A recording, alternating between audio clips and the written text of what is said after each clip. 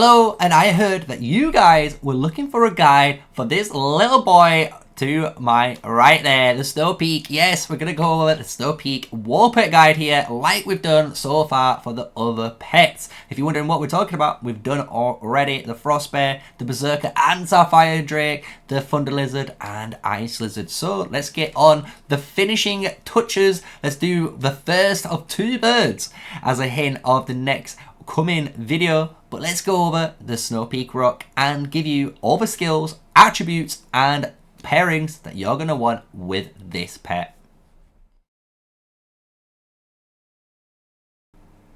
Smash a like, comment and subscribe for more daily videos of me, MrSneakyy, an official Call of Dragons content creator. Been playing this game over 1 year, over nearly I think 700 videos all on Call of Dragons. So we are pumping out the content there and we know our stuff when it comes to this game. And that's why you guys love it here, and that's why we are looking for the little Snowpeak, the little boy here, the bald eagle. And honestly, I actually picked the Snowpeak as my starting pet. If you do remember, when you pick your very first war pet, you get 1 of 4 options, kind of like Pokemon, pick and choose your starter. And we actually picked the Snowpeak Roc, and I honestly love this pet. And I'm going to go over the attributes, those skills, as well as how you can actually use this pet really well in the game, right? So let's go over first the skill, because the main skill is gonna give you guys some indication of how we're gonna have to pair this up first, and then we can go into the big nitty-gritty skill build and the attributes, right? So the way his concentration works is a 30% chance to deal damage to the target if you have applied a defense break. Very powerful ability, because it has a damage base factor of 36. So this number is just the base. Don't worry about it. It will scale really hard on your physical damage, which is determined by luck. So mine is on 30 here, right? So what you can do with this pet, and I'm going to go straight into the heroes and showcase what you want. You've got 2 main heroes that you can run at the moment with this champion, and that is going to be Kanara and then your Nico.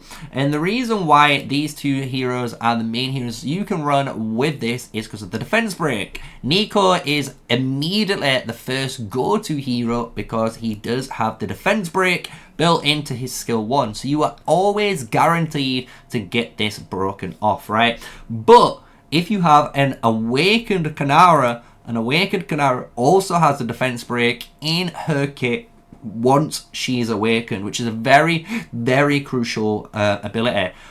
But it's not over. There is also another way you can do this with the control tree. Yes, the control tree honestly showcases a really powerful talent here in ambush. Ambush is another way you can actually defense break your opponents if you have access to this tree. So basically, if we run in any hero with the control tree that's physical based and you are using either an archer with that defense break, you're going to be able to use the Snowpeak Roc. One last little suggestion, I don't have it personally, but you can imagine, since we are talking about defense breaks, the Rattle Spear, right? The Rattle Spear does inflict a defense break on the target, so this also helps you trigger the Snowpeak Roc.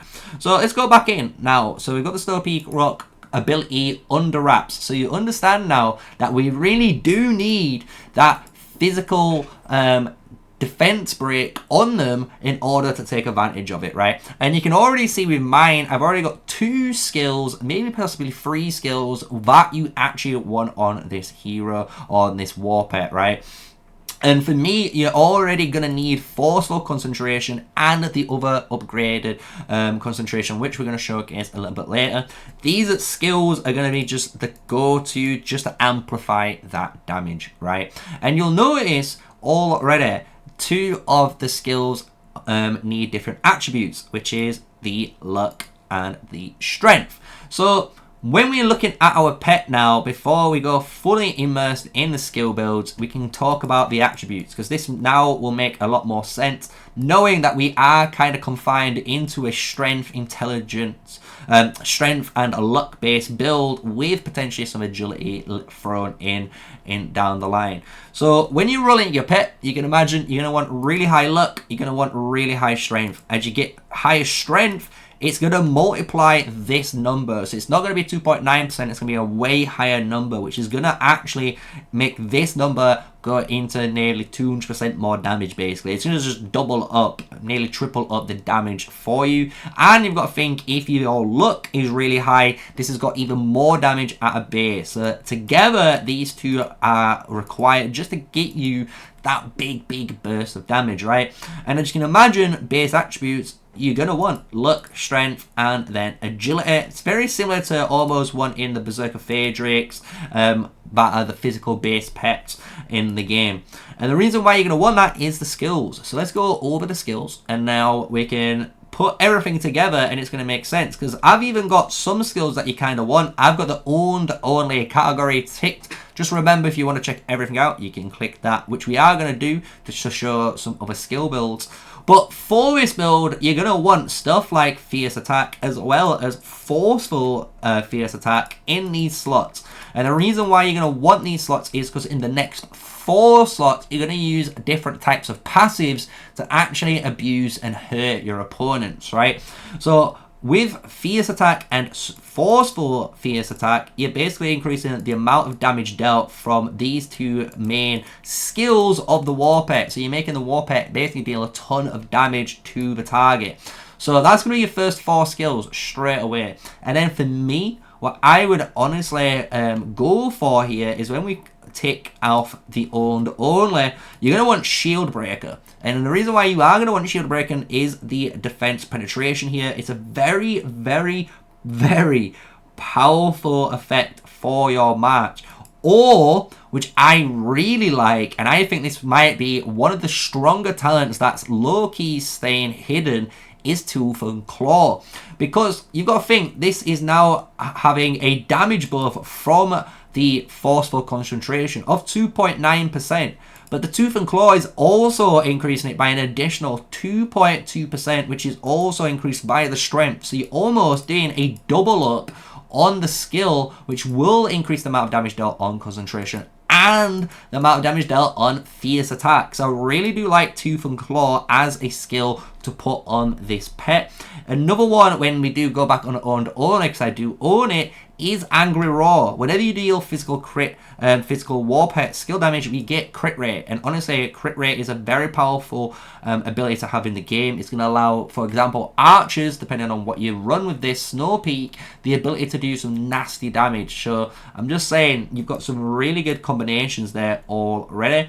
Another way you could build this Snowpeak Roc is actually not doing the Fierce Attack and Super Fierce Attack build like I was saying, but you can actually go for some, obviously, of these 3-star talents that you're going to get later down the line. And when I mean later down the line, I mean when you guys finish the end of season, because at the end of the season you can pay for Idrissel crystals to get one of these skills. And Super Concentration is possibly the one you would want if you are really trying to get this bird rocking. Because if you get a 3-star Super Concentration on this skill, and even if you have a 1 or 2-star concentration with a 1 or 2-star Forceful Concentration, those 3 abilities is going to allow this 30% to actually trigger way more often. You can see already 6.7%, and with luck, which is already what you're scaling because of concentration, you're going to be hitting that 40, 45, possibly 50% chance, right, of actually gaining a concentration trigger, which is very good, because then with only 4 skills now, you would have your concentration, your Forceful Concentration, the Super Concentration, and I would honestly have Tooth and Claw, just to give you a raw 10% extra damage dealt, which is considerable amounts of damage for these 4 skill slots. And it will again allow you to have 4 empty skill slots for your heart's desire. And if you're wanting stuff like Shield Breaker, Manic Might, that is okay. Beast Mark is also fine. And if you really wanted to, and I really do like this as an agility skill, but you can purchase Outburst of Rage. Yes, Outburst of Rage, 10% chance to gain an extra 27 rage every second. This is going to be a very powerful talent for a lot of physical based pets that's going to be slept under the radar. So I hope that makes sense to you guys. There is honestly quite a lot of different things you can do. Even if you really wanted to do the Chain Strike, Wild Chain Strike, and Steadfast Chain Strike, that will work because again you will be using Tooth and Claw, which will increase the Chain Strike damage by 10%, and that's within the first 4 skills of the Snowpeak Roc, right? So that's it. That's it, guys. I've got the Snowpeak Roc honestly concluded there in the video. Remember, you're going to want strength, you're going to want the luck, and you're going to want agility for this pet melee, for the builds that I'm recommending for you guys. And it's going to allow you, whenever you defense break with a archer, or even, I will say this as a secret tip that I haven't mentioned, Thorondil, when you awaken Thorondil, you can also, you know, defense break that way. But anytime you do a defense break through a talent or even a skill of a hero, you're going to be able to trigger Snowpeak Roc, and that is what you're going to need to actually get the maximum out of this hero, this war pet. So if you're looking for advice for the optimal pairing, if it were me, obviously you can imagine a Nico Kanara build or Kanara Nico build, depending on whatever is stronger. If you've got the Awakened Kanara, obviously I'd rack her in front. If not, you're going to need Nico primary with the Kanara and then run Rattle Spear. It's a really good combo. It's going to do wonders. If not, you can still run Kanara primary, hit the control tree, get the ambush, and then Rattle Spear, and you're good to go. And you're cooking, chat. So that's pretty much it. That is it. I hope you guys enjoyed the video. Like I said, this is the Thorondil. I'll just leave this here so you can read the skill before we end the video.